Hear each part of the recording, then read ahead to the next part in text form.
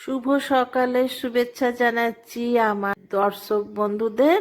বন্ধুরা, আজকে খুকুস কিচেনে লাউয়ের রেসিপি বানাবো, সেটা হচ্ছে দুধ লাউ।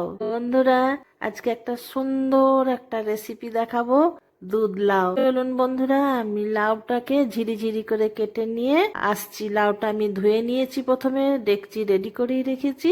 আমি সরু সরু ঝিরি করে কেটে নিয়ে তারপরে তোমাদের কাছে আসছি। বন্ধুরা, যতটা পেরেছি ঝিরি করে কেটে নিয়েছি, বাকি লাউটাও কেটে নেবো। কেটে নিয়ে বন্ধুরা আসছি তোমাদের কাছে। বন্ধুরা, আমি কড়াইয়ে তেল বসিয়ে দিয়েছি, সাদা তেলে করছি। বন্ধুরা, আমি এরপরে জিরে, শুকনো লঙ্কা, তেজপাতা ফোড়ন দিচ্ছি। বেশ সুন্দর একটা গন্ধ বেরিয়ে গেছে ফোড়নে, গ্যাসটা কমিয়ে দিলাম। এরপরে কেটে রাখা লাউটা দিয়ে দিচ্ছি। বন্ধুরা, লাউ কিছু কিছু সবজি, বিশেষ করে লাউ কেটে দিবেন না, ধুয়ে কাটবে।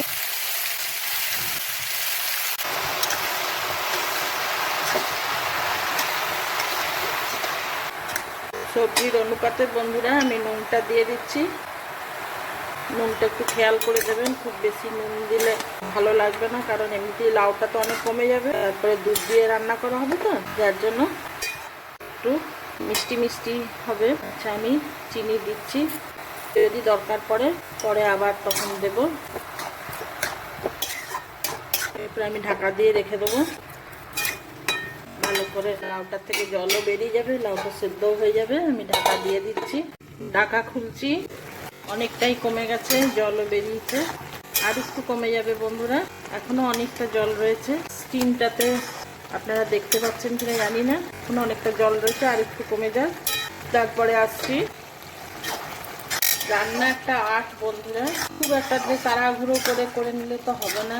একটু মনোযোগ দিয়ে, একটু সময় দিয়ে, একটু ভালোবাসা দিয়ে না করলে জিনিসটা খেতে, একই ইনগ্রেডিয়েন্টস দিয়ে খেতে কিন্তু ইতর বিশেষ হয়। একটু মন দিয়ে করলে যে কোনো জিনিসই খেতে খুবই ভালো হয়, এটা আপনারাও জানেন যারা আমরা রান্না করি।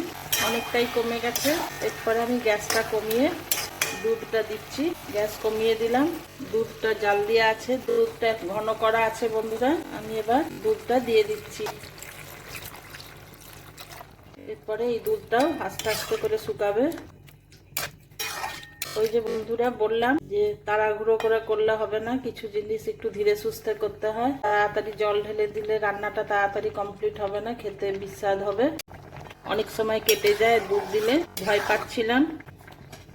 বন্ধুরা দেখুন, একদম খুব সুন্দর হয়েছে। এবারে আর একটু গাঢ় হয়ে যায়, তারপরে আপনাদের ধৈর্যের অবসান করে আমি প্লেটিং করব। বন্ধুরা, আমি এরপরে ঘি দিচ্ছি, ঘিটা ভালো করে মিশিয়ে নিচ্ছি। খুব সুন্দর খেতে হয় বন্ধুরা, এটা একটা পুরনো রান্না, মা ঠাকুমাদের আমলের রান্না, এটা এখনকার রান্না নয়। যদি এইভাবে করেন তাহলে তো ভালোই, আর যদি না করেন, দুধ লাউ না খেয়েছেন, অবশ্যই একবার করবেন, কমেন্টে জানাবেন কেমন লাগলো আমার রান্না। সাবস্ক্রাইব, শেয়ার, লাইক সব করবেন। নতুন বন্ধুরা যারা এখনো করেনি তারা সাবস্ক্রাইব করে নেবেন। পুরনো বন্ধুদের তো অনেক ধন্যবাদ এতক্ষণ থাকার জন্য, সবাইকেই ধন্যবাদ যারা আমার সঙ্গে এতক্ষণ রইলেন। আমি এবার প্লেটিং করে নিচ্ছি।